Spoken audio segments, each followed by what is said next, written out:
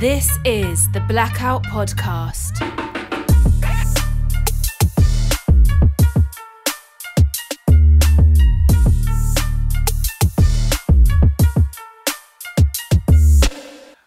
Welcome to the Blackout Podcast, where I get to talk to amazing people that do things they love, follow their passion, and I'm happy to have Troy here.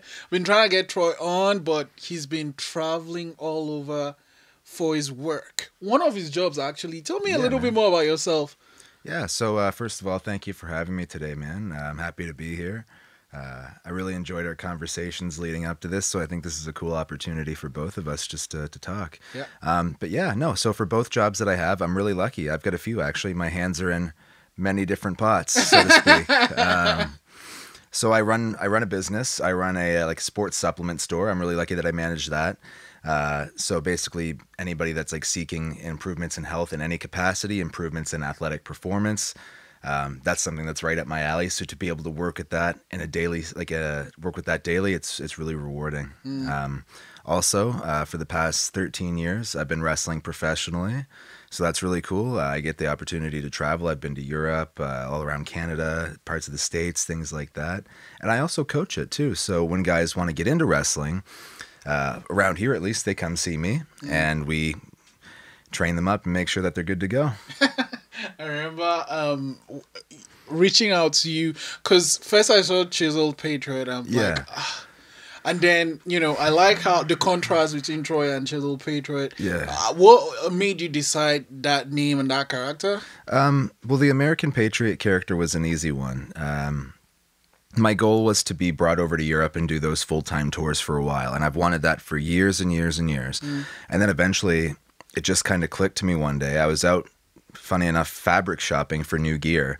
And I was with the guy that was making it for me, who's another wrestler, multi-talented. And I saw red, white, and blue fabric. And I thought to myself, you know what? Let's just do it. I was like, let's just try something entirely new. Let's just see where it goes. Yeah. And it went very well. It was a very good impulse purchase. It was very, very rewarding impulse purchase because that, stereotypical loud American, especially in foreign markets, it still works. And thank goodness that they elected Donald Trump. Yes. Oh my gosh. That has kept me relevant for the past 4 years. So even though I'm kind of evolving the character away from just that mainly American sort of thing, that in the first place, that really worked for me. That really helped me broaden my horizons, literally, to be able to travel and work in different markets because of how understandable it was when that curtain breaks the character, what it is immediately. So, yeah. So do you find it better for you as a wrestler that you have so much control over the character and its story? Yeah, absolutely. But the thing is, too, it's like if I was to work for a promotion and they said, we'd like you to portray this character, I would be open to doing it, depending on what it was. I mean, there's a few different things like, come on, just imagine like the worst thing you could ever be in the world. And it's like, well, if I have to go into a grocery store and people associate me with this character, it's like, that might cause some issues because there's still a bit of a disconnect. For example, if Alan Rickman walked into a grocery store, people aren't going to oh God, it's Hans Gruber from Die Hard. He's going to kill us. No. But if a wrestler does, there's still kind of that oh, it's that asshole. It's no, it's literally just a character, but sure. Bleh. You know what I mean? So, yeah, I mean, do I like having the control? Yeah, absolutely. Yeah. But is it something that's absolutely necessary? Not at all. Okay. Not at all. I'm pretty flexible, man. Why did you decide 13 years ago, okay, do you know what? I'm going to go enter this squared circle and let people hit me for fun? Oh, man. Because I couldn't see myself doing anything else. Oh, wow. Straight up. All I've ever wanted to do is wrestle. It's just what I grew up loving. It's my passion. I'm totally into it. So yeah, when the time came, I turned 18. I was like, this is a very clear, I'm going to do this.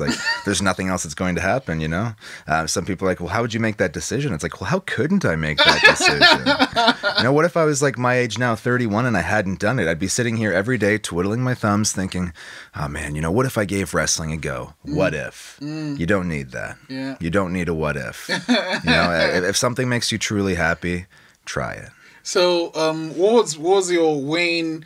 Did you have someone like yourself coaching you training you back then? That's right, yeah. So the guy that was training back then was a wrestler named Wildman Gary Williams, and he has a really nice pedigree of things that he's accomplished in his career. I had watched him wrestle since I was a kid, so I knew exactly who he was. I knew his talent. He was one of my favorites, so I was like, this is super cool. And then he trained me, and I was like, well, pardon me, he opened up a training facility, and I was like, there it is. It was almost serendipitous. I was like, this time he's opening this up when I'm ready to take this plunge into this next chapter of my life. It would have been silly not to. Okay. Yeah. How long did you train with him for? From him, I was training from January till May, so it was about a 4 to 5 month course. And then even till today, I still train myself in the ring and try new things. But with him, it was about 4 to 5 months, and before he determined that I was ready to proceed. Holy shit! Is that the average time, or was it like super quick? Average. There's not really an average time. Some places, less than reputable places, will say they'll be like, oh yeah, 6 weeks is all you need. Come on, kid, come in, yeah. And then they're like counting 20, 46, like just to make money, essentially. Quick turnover rate, make money, and then put people in long before they're ready. Gary was just so deliberate about each thing that he taught. He didn't so much make us do it a certain way to his same style, but he had expectations based off what the industry would expect. And fortunately for me, most of the people in my training session were capable enough to meet that good pace. So luckily, it was that quick. There's been training sessions that for some people have been like 6 weeks. Some people have needed a couple years. Some people do it once and then get thrust into a show, which I don't necessarily agree with, but some people are just freaks of nature, you know what I mean? So they're trained and they're ready to go. And, what are some of the basics people need to know before they enter the ring? Truthfully, it just helps to know what wrestling moves are. And it's so funny to say that because you suspect that somebody that was pursuing training would be familiar with, my expectations that if you're going to be a wrestler, you're probably a wrestling fan in this day and age. And if you don't know every wrestling move, it's like just to see it, to know what it's called. It's like, why not?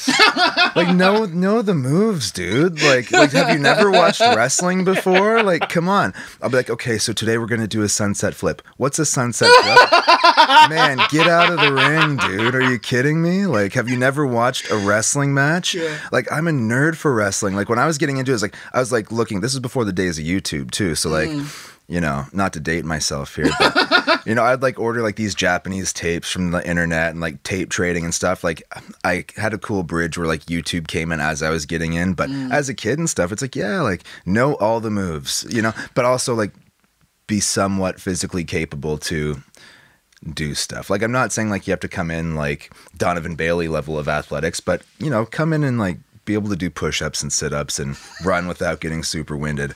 I don't think those expectations are too high, Okay, wait. But then, talking of training, I'm just gonna skip a little bit. Yeah, sure. And talk about Jeff. When you see Jeff, this wrestler that you train, he's like a lanky dude. You don't expect him to be able to do what he can do. So how would you determine? Do you once a person come in, are the paces you put them through to determine what they can do? And yeah, there are absolutely paces. With Jeff Ferguson, that's his real name. He wrestles as Jeff James. He came to my school really young, he just turned 17 or 18. So I was like, okay, that's relatable. That's cool. There's definitely paces that you have to put people through. You have to determine their level of athleticism, their level of comfort, their capability to overcome the fear that's associated with a lot of these moves, because they can be quite daunting to take, right?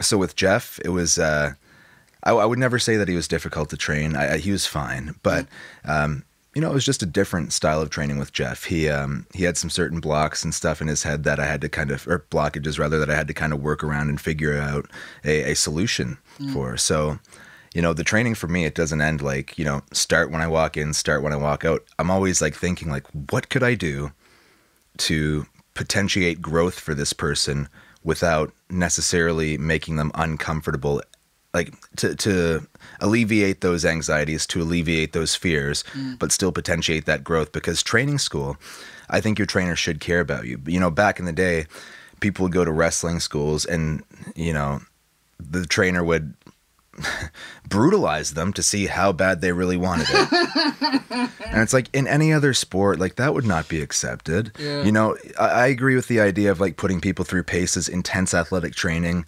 things like that. But like, for example, Hulk Hogan, the biggest wrestling star of all time, when he went to get trained, his trainer Hiro Matsuda broke his ankle on the first day. What? Yeah, dude. He broke his ankle. And then like when Hulk Hogan came back 3 months later, he's like, oh, he must really want it. And it's like, what kind of sociopathic like line of thinking is that? That's insane. That's like a brutal assault. You know what I mean? So I'm like, well, I'm not going to go down that path. Yeah. And some people modern day, like, they'll use it as an outlet for their own aggression to show their perceived toughness. It's like, well, you're not really tough if you beat up on somebody that isn't going to fight you back because you're like, oh, this is training, brother. You know, like, that doesn't vibe with me either. You know, like, people, if they mess something up, there's some trainers that will like chop them, like, so that open-handed slap to the chest repeatedly, and it's like, how is that going to help them learn? How's that? That's just you being a dick, you know? So for me, it's like as laid back of an approach as possible, while still being assertive and helping them grow without making them uncomfortable. Does that make sense? It does. I mean, and plus, I saw Jeff doing his thing, whatever it is you're training him, walks. Because, like, when Jeff, I remember, before he even came out, the crowd lost their minds for this guy. I'm like, who is this guy? And then I saw him perform, like, okay, that makes sense. Yeah, it's good, yeah. It's funny, like, sorry, I didn't even answer your original question fully. But to, like, you see Jeff, and it's like, oh, you know, he's not necessarily, like, intimidating, you know. He's a taller guy, not so much muscle mass, like long red tights. You might think to him like, oh, I could probably take him. But he's a dynamic character. He's somebody that I never thought I'd say this about Jeff, just because his personality is so introverted and awkward, maybe. Sorry, Jeff. But he's just captivating. You know, he's captivating. People like, I think, like I said earlier to you, like, there's that charming sort of awkwardness where it's like, oh, come on, I hope you pull it off, kid. You know? And I think that's what it is. It's like, oh, Jeff, like, you know, man, I just want to like buy you a balloon and put you on my shoulders. You know what I mean? Like, you're a cute kid. Go on, Jeff, get him. You know? Like, that's the appeal to Jeff, I think, to kind of analyze his popularity. And then, so you have this training. What was your first match like? A first actual match for promotion? Mine? Yeah. Yeah, it was on, I remember the date. It was May 20th, 2006. Holy smokes. I wrestled a guy now with whom I've become really close friends. Back then we were cool and everything, but now we're just super tight because we've both been at this for so long. Marcus Burke. He wasn't that. Neither of us are our current names that we were back. But anyway, it was very nerve-wracking. Yeah. But, you know, it went about as well as a first performance for anything could have. I mean, if you have a week-long production of any type of play, well, the first night's probably going to have those bugs and glitches. But overall, I was very satisfied, and I was proud, and I still am proud of that, you know? But the nerves beforehand, I was like, oof, okay, well, here we go. And but he was cool. He was really helpful, guided me through it, didn't take any liberties with me. And then we've kind of... both he and I, as like the new sort of locker room leaders, like the new guard, so to speak, we've made it kind of our mission to take away that previous, like, you have to earn it if you want it. Like, well, let's give them a chance kind of thing. You know what I mean? So the young guys that come in, that finish training, that are, you know, have good personalities, we try to condition them. We try to help them. We try to, you know, make them grow and feel comfortable. And then let's see what they can become. And if it's nothing, well, okay, that's too bad, but we'll find something else for you. You know, so I think it's important to make wrestling more inclusive. There is a balance because wrestling is a business, right? So people pay money to see wrestling. That's a big thing for me. And that's the thing. The tickets for wrestling aren't cheap. No, exactly. Straight so up. Thank you for letting us in that day. Because I remember we got in. I'm like, okay, so we drive, we park. And then the show is starting in an hour's time. The line is already all the way back. Like, there was a long line. Okay, so like, you know, I'm here and we got in. Yeah. And then we see how much people are paying to get. I'm thinking, holy smokes, wrestling isn't cheap. Well, I mean, and the thing is too, it's like there's so many options for entertainment. You don't even have to leave home. You have Netflix, Hulu, YouTube, TV. You can do anything. You can do anything. But people that still pay to come see wrestling, I take that as the ultimate compliment, because it's like you're paying to see this art because it captivates you. So while I do appreciate the inclusiveness of it that we are trying to, promote, at the same time, there also has to be that balance of, well, hang on a second. These ticket prices are not cheap. So it still has to be the best product possible. Yeah. So if somebody's not catching on after a while, it's like, okay, well, let's figure out what we can do with you to really make you shine, even if it's in a non-wrestling capacity. Yeah, exactly. Like, I was going to ask that there was a lady that was the referee for the final match. Yes. She's great. Yeah, she's like, awesome. I know I should be watching the match, but she was the person. She was like a character herself. Yeah. So there was a reason why she was because I think she actually refereed 2 matches back to back. Yeah. I'm like, wow, okay, yeah. She actually has a really cool story. Her name's Emily Parker, and she's a really close friend of mine now. But her father was a very close friend of mine as well, and he was a wrestling referee back in the day for like Atlantic Grand Prix wrestling, Real Action Wrestling. So all these like incarnations of wrestling in the Maritimes in the past, he had worked as a wrestling referee for like 20 years. Wow. And unfortunately, Frank passed away in 2014 from cancer, and that was devastating, for the community, because he was a nice dude. He was a character. He was like a very big personality, and I miss him a lot. But then like 1 or 2 years later, Emily started refereeing. And now she's so competent and so good. And she was just in Ontario to do a show. So she's expanding, and it's like, that's really exciting, So it's funny that you should mention her, because I agree. She's so reliable. She asked me in particular, she's like, do you have anything that like you need from the referees tonight? And I was like, I'm just deferring to your judgment. I was like, in this case, you're more competent than I am. Yeah. So please, yes, do your thing. I was like, just be there for the big matches that need that. Because the referee is an important role as well. I swear to God, people don't notice that thing. Like, but if the referee doesn't play their part well, if the referee bungs it up, dude, the match is gonna be shit. Yeah. She was great. Yeah. I mean, even when that heel won and it was her match, she was just great. She's great. She is, yeah. Big fan. Yeah. Big fan. So then you had that match, and do you remember the first time you actually traveled for a match? Oh, yeah. I mean, my first match, the one that I just mentioned, was in Lemec, New Brunswick. So that was like a 7-hour drive. Yeah. So, yeah, drives aren't short, dude. Like there's lots of long drives. Before, actually, the match you invited us to go see, you did 3 matches before that one. Where you were in New Brunswick, then Cape Breton. And that's right. Yeah. It was how many hours of driving you said you had? Like, so let me do the math real quick. So 16 hours. Yeah. And then you still had to be on that day. Oh, yeah. Still had to train in the gym. Still had to make sure I get all my food in. Oh, man. It was, logistics, brother. It's a big part of it. It's overlooked. And the thing is, too, and I'll use this platform as an opportunity to call everybody out. I'm only one of the few wrestlers in the Maritimes that has both their license and a vehicle. And it's like, if you're going to be a wrestler, get your fucking license. Wait, so how do they like have friends drive them or what? Yeah. Calling you out right now. So if you're watching this and you think I'm talking about you, I am. so you have a lot of people that are like, Troy, are you going to X match? I'm absolutely. And you know what? Straight, like, I love them all, dude, but get a fucking car. Come on. But it's like a road trip with friends, right? It's it's really nice. Promoters are cool. Like, they know who my kind of clique is, and like they'll book me in the car with the clique, and then they'll like, it's very nice. But I wouldn't mind being in the passenger seat sometime.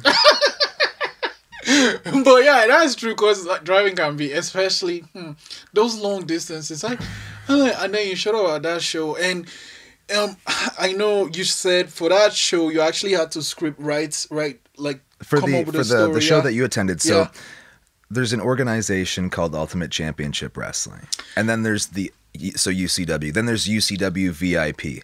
So the VIP was simply a pre-show portion of the main shows before, where young guys could get experience in 1 or 2 matches for that portion for people that paid extra for the VIP event. Yeah. And then late last year, the VIP, the promoter actually of UCW decided to start running VIP exclusive events. So these young guys would actually have their entire own show to practice their art, and not necessarily practice, but to express their artwork and show what they can do. And I thought that's super cool, because when I was breaking in, we didn't have anything like that. So it's a really good opportunity for these guys to try their things, and they'll come up and be like, do you mind if I do this? And I'm like, well, sure. Like, if it doesn't work, that's fine.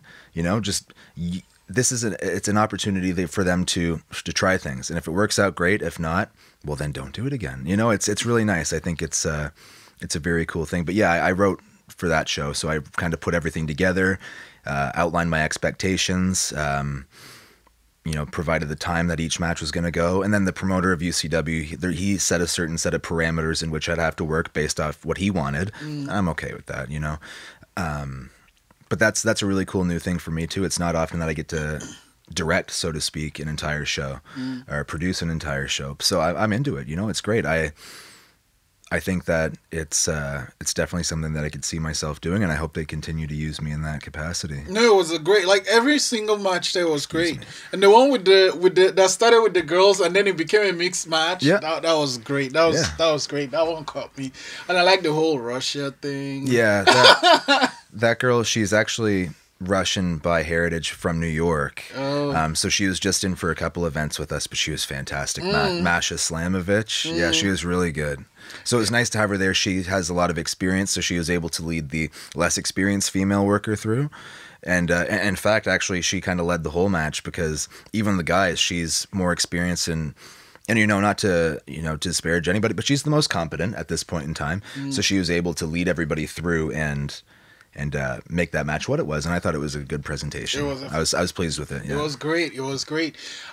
You know what? I went there with no expectations. It was like, it's great to see this thing, and I got there and I left with, oh man, I need to go to the one. This one is in June. There's a UCW VIP event in June, but then in May there's a UCW tour, and then the UCW VIP will be the preliminary portion of the event. Oh, okay. That's the one with Booker T and... That's right, yeah. That's in Halifax on May 11th.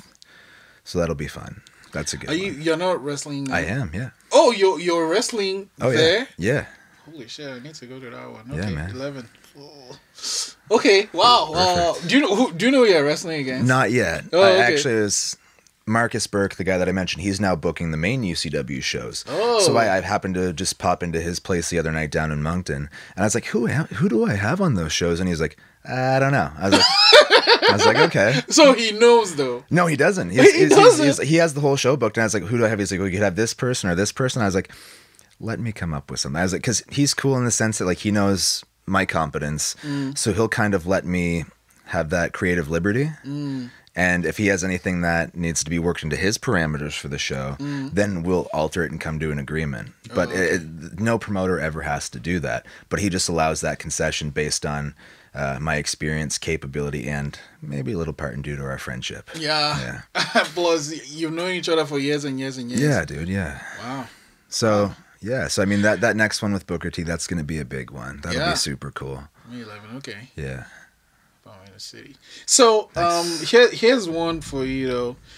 When a wrestler has been doing it for a while, and then you have a big match coming up, and it's one you feel, I've say it's for a title match, right? Okay, yeah. You feel you're at that point where you've kind of checked all the boxes and you deserve to win, but the promoter or it's been determined that you're not going to win that match. Okay. How do people handle that? Very differently. For me, my only objective is that when people leave that show at the end of the night, with regards to how they perceive me, it's like, he was memorable. I want people to remember me when they leave. And I just did a few events last weekend, and there was no doubt in my mind, mission accomplished. When I'm the primary heel, the primary bad guy in a show, I will hands down be remembered as one of the highlights of the night. You know, even if it's in a way that's unfavorable to me as a person, and that's fine. That's what I seek. Some people, however, take it very personally. Sometimes it's justified. Sometimes it's unjustified. Some people don't like to lose at all. And I'm like, dude, why the fuck do you care? It's not real. You know, it's predetermined. Oh, sorry. If you're not aware, professional wrestling is predetermined entertainment. So if I've just ruined your life, I apologize, but you'll be fine. So, you know, it's really varying depending on person and situation. Like WWE, that's the sort of thing that really matters there. On the independent scene, like, if you're complaining because you haven't won a title, it's like, shut the fuck up. Like, shut the fuck up. If you're not, like, just go have a good match. Like, it's a fucking, like, the title, like, it's important, it's prestigious, yada, yada. Like, I understand that. But at the same time, the focus should be on your performance. You know, oh, well, why didn't I win that match? It's like, who gives a shit? You know, it's not going to, there's no ranking system. Your envelope will be with the same amount of money at the end of the night if you've won or lost. But in terms of like building things up, oh, I really felt like I should have won this big match. As far as I'm concerned, it's not really a big thing. Unless it was like they brought in another independent wrestler for a one-show opportunity, promoted the match, and then they had him beat me, for example. In my head, I'd be like, well, that doesn't really make sense because he won't be back here. But if I win against this person of some notoriety, he's gone, and that elevates my stock, so to speak. Excuse me. So that makes sense. But at the same time, there's no sense in getting disappointed over it because if you're winning or losing, all that matters is at the end of the night you gave a great performance. But yeah, I mean, there's different situations. Like I have cared before, but you know, as I get older, it's just like, okay, well, long term, will this hurt me? No. And if I really feel like it does, I don't know. Based on my situation, I don't think one loss will ever have a major, long-lasting impact on my believability as a character. In my opinion, bad guys are supposed to lose. You know, straight up, man. My favorite place to be on a card, if it's not the babyface, the good guy going over, winning in the first match. So good guy winning first match. If I'm not there, I want to be the bad guy losing in the last match. Because at the end of the night, that makes everybody happy. It's the most prestigious spot on the card. And if you're the heel in the main event, all eyes on you. And I love the attention. You know, I love it. I soak it up. I'm a sponge for it. So that's my ideal spot. Like, you know, babyface in the opener, cool and everything, but heel in the main event losing, yeah, fuck me up, dude. That's what's up. Yeah, say fuck me up. You put up a picture on Instagram the other day of the Patriot getting drop kicked in the face. You definitely must get injured. How do you... It all depends, man. Like, if I take a really hard shot or something like the face, head, chest, ow. That's it. That's all. You know what I mean? It just hurts. Well, I'm hurt now. Like, that's about as deep as it goes. You know, it just, okay, I'm hurt now. Okay. If it's anything like, there's a major difference between being hurt and being injured, you know? Like, being hurt, it's just like, I'm in just general discomfort and pain. Gotcha. It will go away. If you're injured, it requires medical attention. So have you been injured? Oh, yeah. I've had, like, pretty serious concussions that required medical attention. I broke my ankle in 2011, but knock on wood, I won't affect the audio quality of this interview, but imagine I'm knocking on the wood right now. Okay. I've been pretty lucky to get away relatively injury-free. Am I hurt? All the time. But that's just the way she goes, brother. So, moving to something that we talked about that I remember when you told me this, I was like, how? Where you feel being, you're pretty much at the peak of physical, like where you want to be physically, live, take care of your body and all stuff. But there are moments you say where you feel you're not where you want to be and you talk at the person in the mirror and you have those I'll just let you tell. Okay, yeah, no, insecurity is very real, man. For me personally, it's been something that's dominated my psyche for a very long time. You know, you can be at your peak physical fitness, you can feel great, And then the next day you wake up and you feel like shit. It's a weird body dysmorphia that I personally experience. And maybe wrestling wasn't the best industry to be in as a result of that. But because like there's constant judgment. It can come from a place of, I want you to improve. So in order to do that, you need to improve your physique dramatically.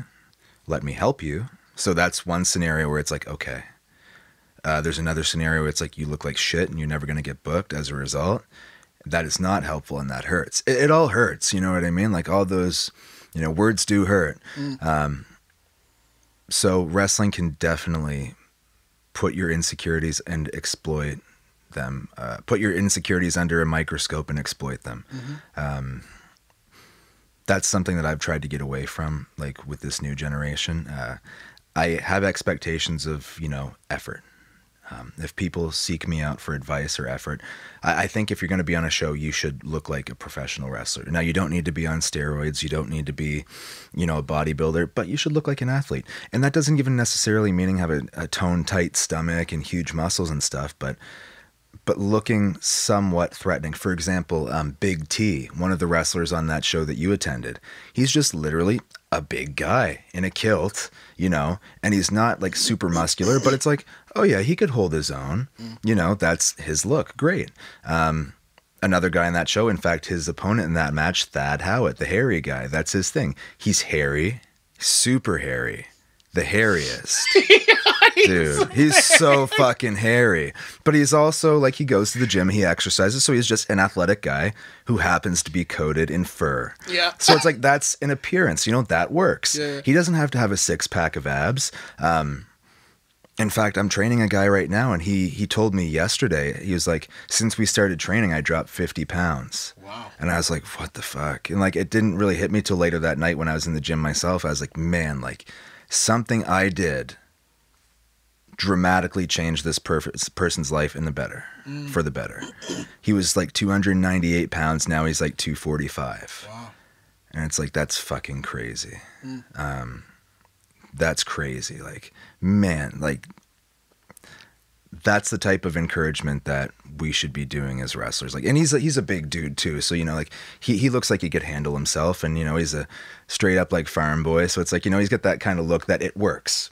And, some of my students like Jeff or like Kimba, the lion character, like the cat, he's real skinny. So I was like, well, you need something. You need a mask. It's not like I'm saying you're hideous or anything, but he does all these impressive flips and stuff. And it's like, theoretically, should he be in the ring at that small size? No, but it's like, but you have something. And if you really want to, you can build on it. And until you do that, you'll be where you are. And that's okay. If that's what you want, it works. We can use you. But insecurity is just something that's so perpetuated and made worse by wrestling. I mean, like for myself right now, it's like I'm confident and I feel good with how I look. But at the same time, I can point out every one of my flaws. Some days I'm on top of the world. Some days I feel like shit.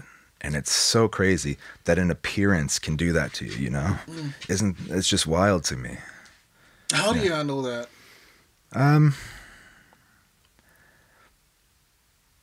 There's different ways. I mean, some days it just brings me down. Like I suffer from like pretty intense depression, generalized anxiety disorder, paranoia, things like that. So if I can keep everything in check, I'll just, today's just not a good body image day. And, and then like move on and still just have that kind of cloud over my head.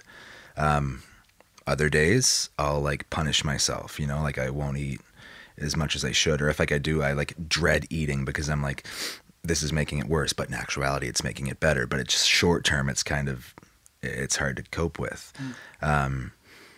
It's not so much for body image issues like this, but, I have been known to self-harm as well, which is unfortunate. But that's a coping mechanism that I'm working on putting to the side because it's really unhealthy, right? So that's definitely, that's kind of like, it just varies so much based on how I feel that day. If there's any other sort of extenuating circumstances that might make me act out in a certain way. I try not to internalize it so much. That's really difficult. But by expressing myself to my partner or to a friend, it's helpful just to be like, this is what I'm feeling, And you mentioned your partner. How I know you told me she's been a positive influence in your life. In what ways? In what ways hasn't she been? She's remarkable, man. She's good. She understands that sometimes she'll investigate. She'll try to determine why I'm feeling these ways, regardless of the situation, if it's a mental health thing, if it's a body image thing, if it's a dysmorphia, the list goes on. Sometimes she'll try to investigate. Sometimes she'll just say, what do you need? And sometimes it's, I don't know. Sometimes it's, well, here's what I'm thinking. And I just let it all out. Mm-hmm.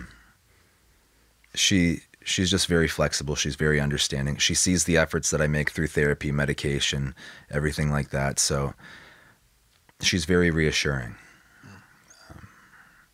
And like anything, some days I'm just like, maybe I'd like to be left alone. She's like, are you sure that's what you really want? I'm like, yeah, that's fucking sure what I want. But in actuality, I'm just like, that's not what I want. So she almost knows a little bit more than I do, kind of how to gauge my responses and go based off that.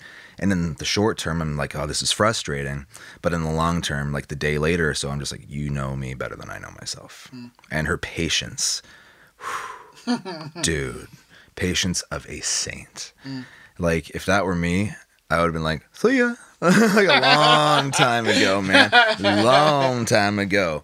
But no, she's, understanding, patience, and investigation. That's how I would sum up her competence with dealing with my issues, for sure. And I know you guys... And love. She loves. You know what I mean? Like, it's just so caring, and it's so genuine, and it's like... Like, I've had partners in the past that have been very genuine and caring, but she's just so pointed with her method. Like, her intelligence has really not been matched. And that's, again, not to slight anybody that I've been with in the past, because they're all great people, despite what they might say about me. But it's just, she gets it. Okay. She gets it. Yeah, so it really helps. Yeah, no, I mean, I saw her for just a few minutes, but you could just tell she's an amazing person. Yeah. And with, I know you two are now doing CrossFit together. How's that? CrossFit's great. It's entirely different from anything I've ever done. And every type of physical training that I've ever done, it's all been like relatively self-directed, individual.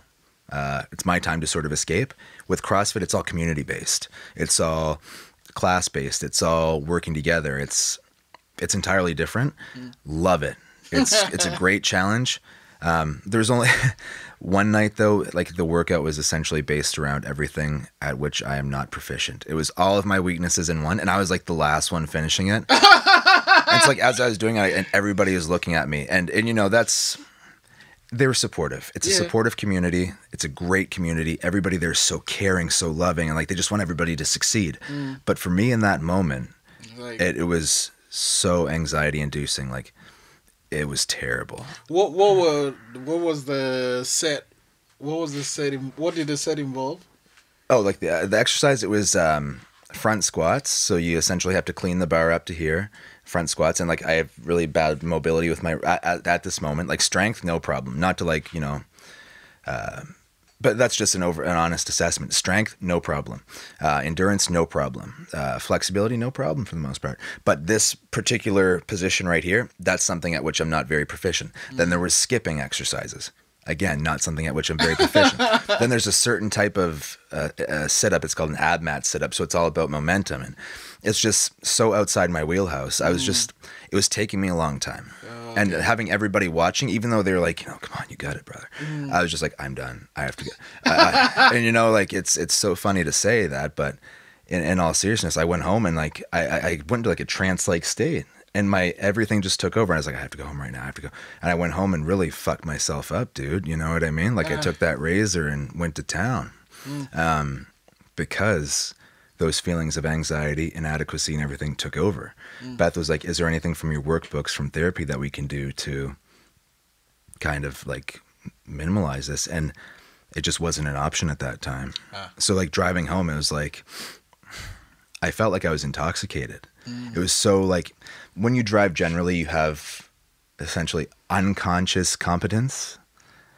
So you're good at it. You know what you're doing. You don't have to think about it. You just do. You check your blind spots. You turn on you just do it. That night, everything was very, I have to turn on my blinker. I have to do this. And then I got home and I was like, I have to do it. She was like, there's nothing else we can do. I was like, I'm sorry. And she accepted that.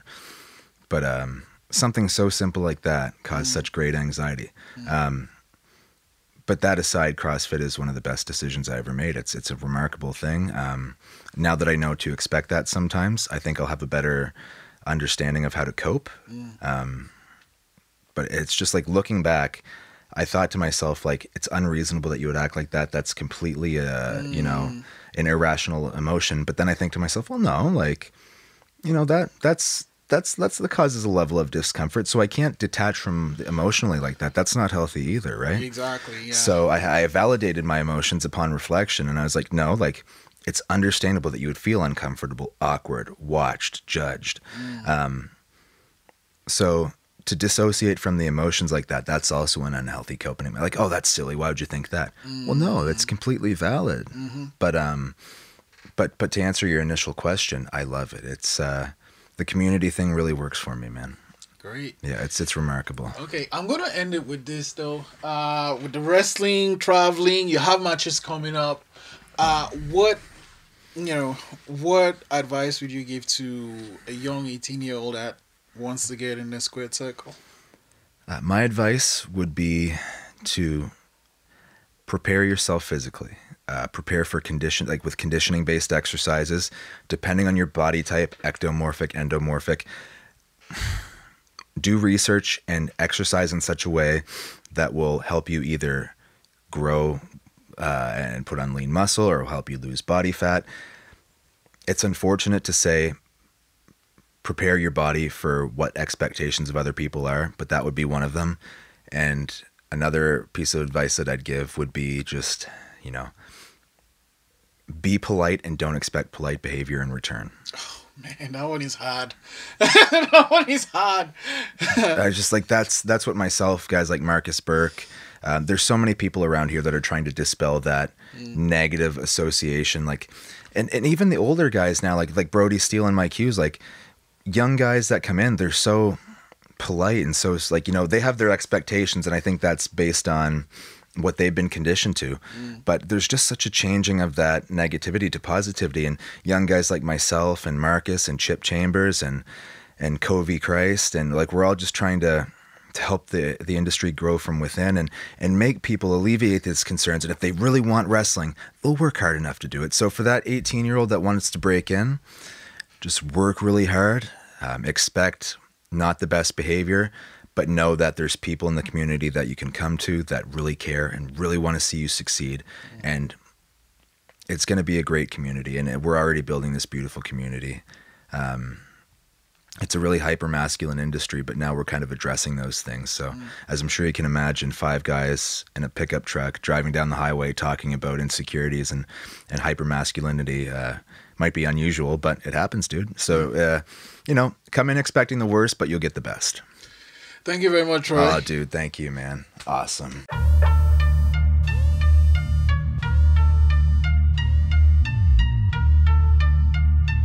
This is the Blackout Podcast.